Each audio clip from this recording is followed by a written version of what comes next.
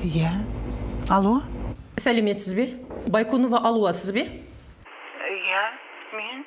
Сізге хабарласып тұрған банк қызметкері Жанна Саматова. Шұғыл түрде жасалып жатқан қоңырау. Ескертуім қажет. Біздің әңгімеміз жазылу үстінде. Алуа ханым, сіздің шотыңыздың реквизиттері бейтаныс номер арқылы онлайн кредит сұрап жатыр. Біз базадан тексеріп қарадық. Сізге Мағжан Айтуова деген азаматша таныс па? Таныспын, иә.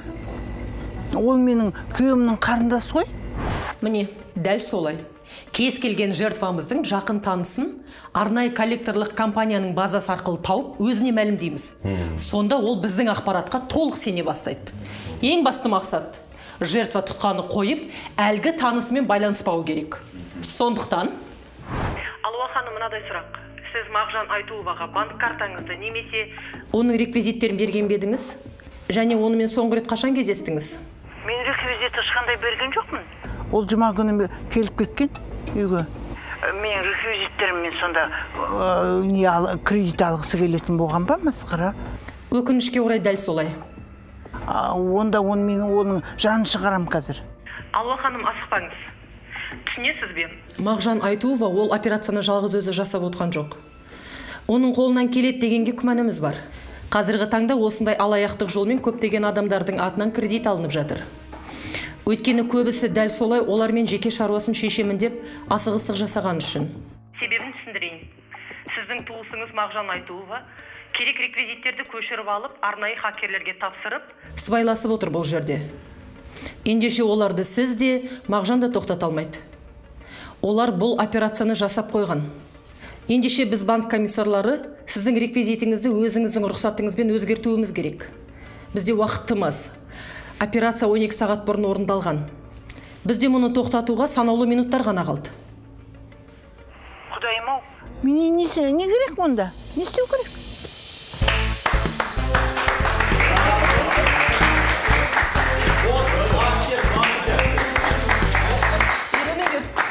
Міне, осы кезде ол бізге керек реквизиттерін сасқаннан толық сеніп тапсырады. Өйткені қарым-қатынастан бұрын ешкім ақшасын жоғалтқысы келмейді. Әрі қарай өздерің білесіңдер не болатынын. Апай, сіздің карточкаңызда ақша жеткіліксіз. Наличка төлейсіз ба? Немене? Естерінде болсын. Бұл адамдарды ақшаға лақтырудың мыңнан бір тәсілінің нұсқасы ғана. Сендер тек банк қызметкерін саласын емес, басқа да саладағы адамдардың рөлін сомдайтын супер актер болулар тиіс. Қазір көздерінше онлайн мен сол бір рөлді сомдап берем. Хабарласатын адамның нөмірі сөніп тұр, демек, бұл жерде фишка. Оның танысына хабарласасын. Ол 20-25-тегі жігіт, мүмкін студент. Кешіресіз, мастер. Сонда жертвалардың есімін неге бізге айтпайсыз? Өте орынды сұрақ. Егер біз жертвамыздың есімдерін бір-бірімізге айтатын болсақ, онда ол бізге алыс жақын туыс болып қалуы мүмкін. Содан біздің адамгершілігімізді ұстап, оған көмектесе бастаймыз. Демек, компанияға түсетін ақшадан біз айырыламыз және бір-бірімізге жұмыс жасауға кедергі боламыз. Сондықтан менің қазіргі жертвамның номері 75-те 1.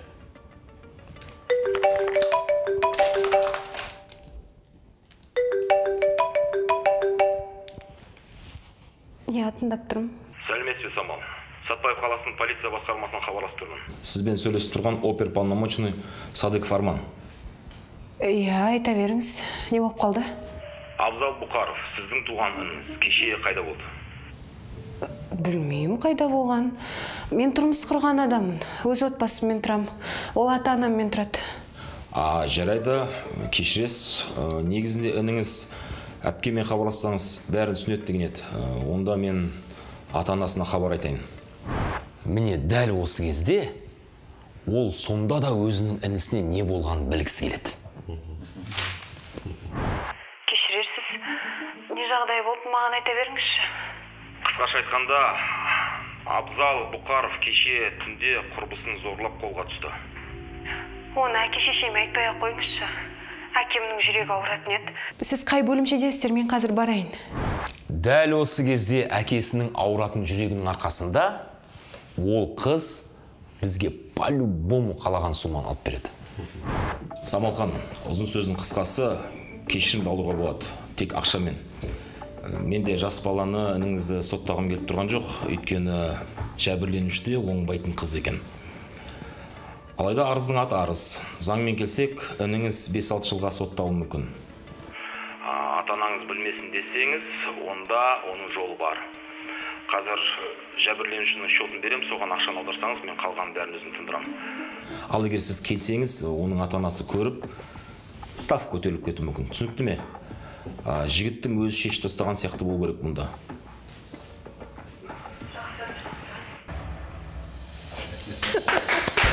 Міне жігіттер, 5 минутта компанияға 500 мың теңге алып келу деген осы.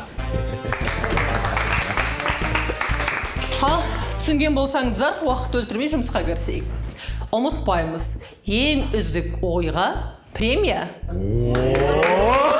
Біздің девиз Ақмақтар ақша ұстауға лайықты емес. жұмысқа кірісіңіздер.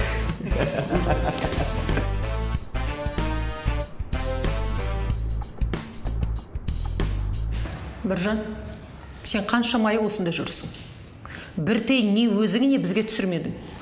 Біз сен запистерін тыңдадық. 2 минутқа жетпей ұсталып қалып жатырсың. Алаяқ екеніңді бірден білдіріп қойып жүрсің. Тапқырлығың жетпесе босат орныңды. Азеке, Айгүл ханым, маған соңғы мүмкіндік беріңіздер. Мен бір кемпірді ілгендеймін. Короче, ертең хабарын бересің. Бәрі нормаль болса, жұмысын жалғастырды. Болмаса өзіңді қинамай қой, Біржан. Сөйт түсіндім. Рахмет. Бар. Қайда? Ең болмаса кетеді.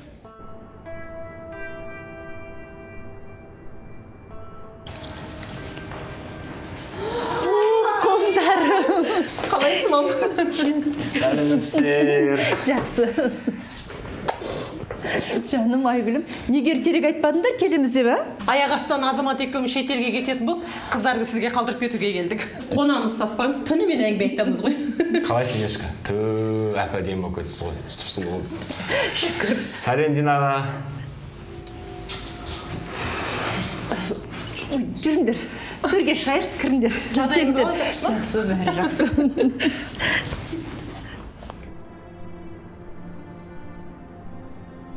Ту ертерек айтқандарында ет асып қоятын едім ғой. Ой, мама, уайымдамаш. Білесің ғой, мен ескертусіз келіп кете беретінімді. Иә, мен мамам сондай ескертусіз менді іске тастап кете салды ғой. Қызым, бастамаш. Динара, сен олай айтпа. Біз анаң екеуміз сені жақсы көреміз, сағынып келіп отырмыз. Бауырлармен аралассың деп екі сіңіліңді әкеліп отырмын. Ешқандай бұлар маған туыс емес. Мен әкем бөлек, демек қаным бөлек. Ал шешесі бірлер ешқандай туыс бола алмайды. Динара, қой енді. Рахмет апа, дәмді болды мынау манты. Шіркін, мен анам осындай жасалса екен. Динара. Әке, бізді жақтырмай отса, не істеп отырмыз мына жерде? Саған не жоқ? Тілің тартта тыныш отыр. Әже, білесіз бе, біз өз еркімізбен шетелге баруға бас тарттық. Әкеміз бен шешеміз өздері бара берсін. Ал біз сіздің тәтті бауырсақтарыңызды жеп, қызықты оқиғаларыңызды тыңдап отыруға келдік. Я, Дарина? Қызым? Я, дәл солай әже. Дұрыс болған екен. Ата-аналарын адал еңбек етіп жүр, дем алсын. Ал мен сендерге шетелден де қызықты нәрсені көрсетемін. Алтын ғой мен енем. Мама, негізінде мен расында Динараны өз қызымдай көрем. Бауырлармен араласса, татуласса деген ойым, бірақ шынымды айтсам, ол қолымнан келмеді. Ол сіздің қолыңыздан келеді. Сондықтан біз солай шештік, қыздар көбірек сізге келіп тұрса екен деп. Қазір балалар. Ал? Ай балам, қазір мен сөйлесе алмаймын. Ертең хабарласшы өтінемін. Апа, мен сіз үшін үйге бармай жұмыста отырып, шаруаны шешіп кетуге тырысып отырмын. Енді 1-2 күн күтуге болмай ма? Бүгін бала шағам келіп еді. Қызым білсе бұл жағдайға ренжиді ғой. Өтінемін, ертең хабарласшы. Жарайды, апа. Бүгінше сізді түсінуге тырысамын. Бірақ ертең түске дейін бұл шаруаны шешпесек, онда мен сізді күте алмаймын. Өйткені мектебімізде сіздің немереңіздің анализ отчетін күтіп отыр. Мам, бәрі дұрыс па? Жарайды, жақсы. Ертең сөйлесеміз. Жақсы. Иә, бәрі жақсы. Ана көршілері ғой. Тойға келесің бе жоқ па деп сұрап жатыр. Бұларда ақша жоқта той жасап. Құдай, ал сол да сөз болып па? Ма, қалаған тойыңызға барыңыз.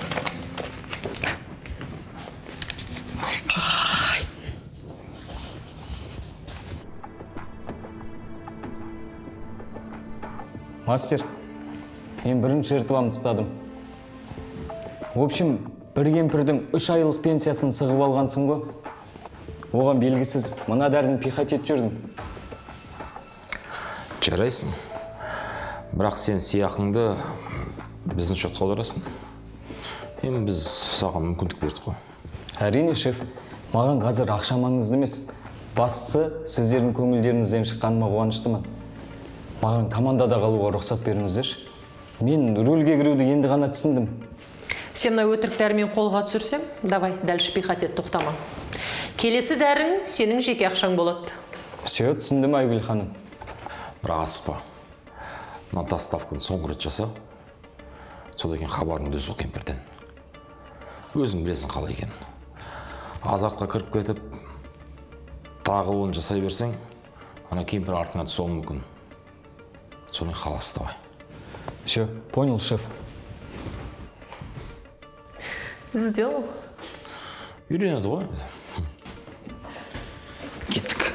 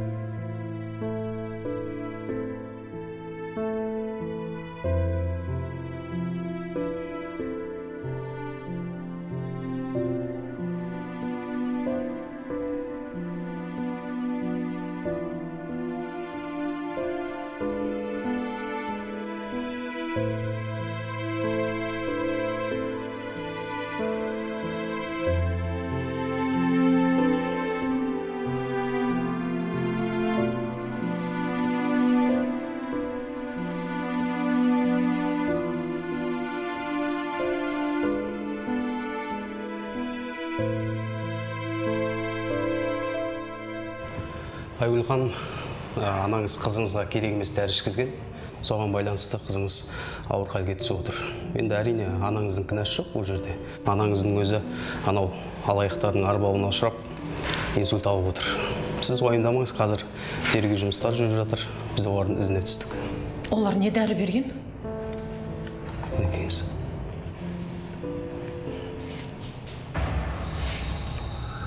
В общем, бір кемпірдің 3 айлық пенсиясын сығып алғансың ғой. Оған белгісіз мына дәріні пихать етіп жүрдім. Сен мына өтірік дәрімен қолға түсірсең, давай, дәлше пихать ет, тоқтама. Келесі дәрің сенің жеке ақшаң болады. Все, түсіндім, Айгүл ханым.